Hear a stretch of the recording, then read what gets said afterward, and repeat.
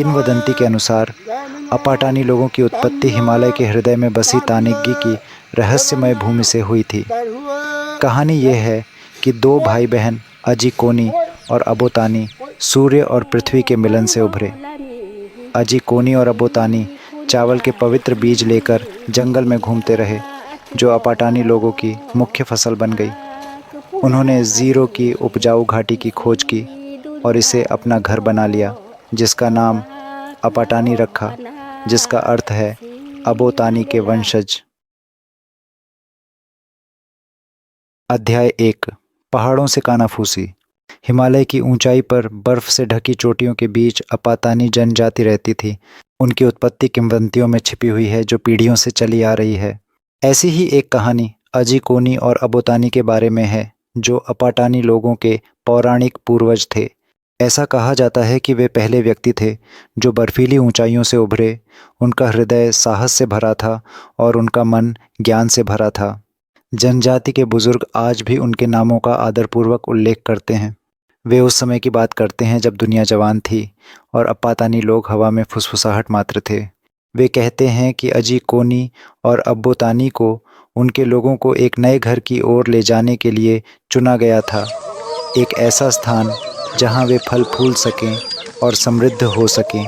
उनकी यात्रा खतरों से भरी थी, जो उनकी अटूट भावना का प्रमाण है। उन्होंने जोखिम भरे रास्तों का साहसपूर्वक सामना किया और बर्फीली चट्टानों को पार किया। उनका संकल्प अटल था। इन सब के बीच वे अपने लोगों की आशाओं और सपनों को अपने साथ लेकर चले, एक प्रकाश स्तंभ की तरह, जो उन्हें अनिश्चित भविष्य की ओर ले गया। अध्याय 2। एक खतरनाक यात्रा। हिमालय कठोर था, उनकी सहन शक्ति की सीमा का परीक्षण कर रहा था। अजी कोनी ने अपनी तीक्ष्ण बुद्धि और गहन अवलोकन से उनका मार्गदर्शन किया। वह पहाड़ों के चिन्हों, हवा की फुसफुसाहटों और बादलों के नृत्य को पढ़ती थी। उसकी बुद्धि ने उन्हें तूफानों के प्रकोप और ऊंचे दर्रों के छिपे खतरों से बचाया। अबोतानी, मजबूत और निडर, ने अडिग दृढ़ संकल्प के साथ नेतृत्व किया। उन्होंने प्रत्येक चुनौती का डटकर सामना किया। उनका संकल्प पहाड़ों जितना ही दृढ़ था। उन्होंने अपनी शक्ति का उपयोग रास्ते साफ करने, बहती नदियों पर पुल बनाने और अपने लोगों को जंगली जानवरों से बचाने के लिए किया। दिन सप्ताहों में बदल गए और सप्ताह महीनों में। यात्रा अंतहीन लग रही थी और मंजिल एक दूर का सपना। मैं आऊँगा और किसी और के पिता के साथ रहूँगा, आस्था नहीं। अपने उद्देश्य में उनका विश्वास, अपने लोगों के प्रति उनका प्रेम, उनकी भावना को प्रेरित करता रहा और उन्हें आगे बढ़ने में मदद करता रहा। अध्याय 3। आशा की घाटी। एक दिन जब वे एक विशेष रूप से चुनौतीपूर्ण दर्रे पर पहुँचे, तो उनकी आँखों ने एक ऐसा दृश्य देखा जिसे देखकर उनकी सांसें थम सी गईं। उनके सामने हरी भरी घाटी थी, जो ऊंचे ऊंचे पहाड़ों से घिरी हुई थी। नदी की एक चांदी जैसी धार उसके हृदय से होकर गुजर रही थी, जो नीले आकाश को प्रतिबिंबित कर रही थी।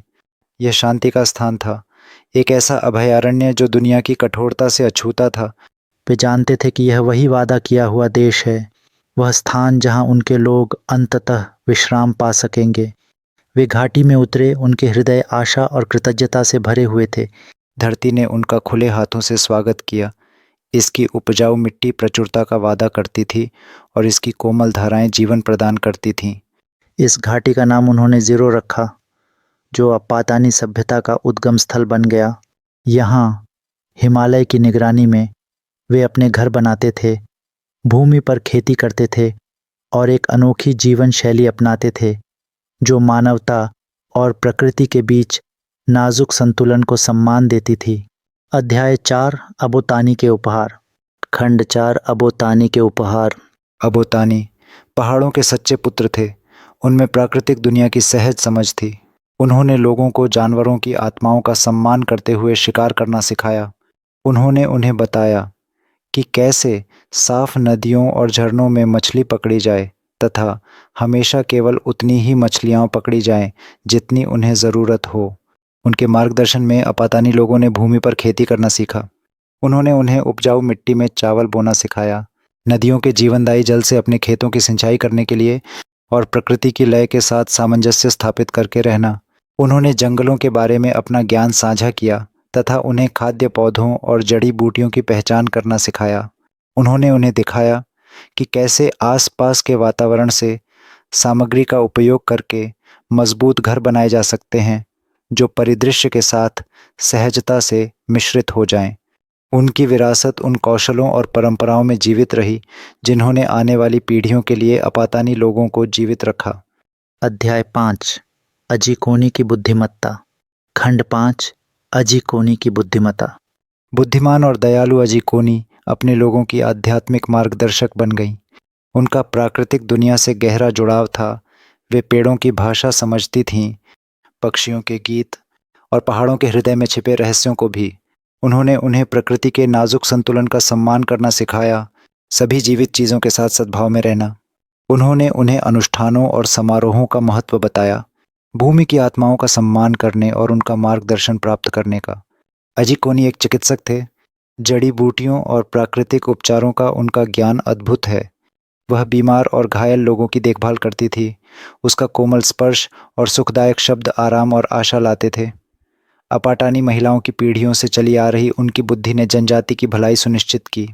अध्याय 6 पहाड़ों में विरासत।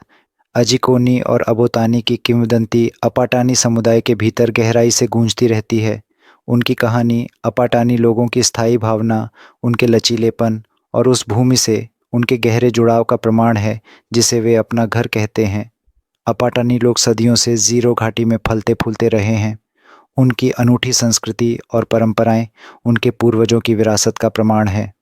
वे अपनी टिकाऊ कृषि पद्धतियों, अपनी जटिल हथकरघा बुनाई और अपने जीवन त्योहारों के लिए प्रसिद्ध हैं, जो प्रकृति और जीवन के चक्रों का जश्न मनाते हैं। अजी कोनी और अबोतानी की कहानी प्राकृतिक दुनिया का सम्मान करने, प्रकृति के साथ सामंजस्य बिठाने और सभी जीवन को बनाए रखने वाले नाजुक संतुलन को बनाए रखने के महत्व की याद दिलाती है।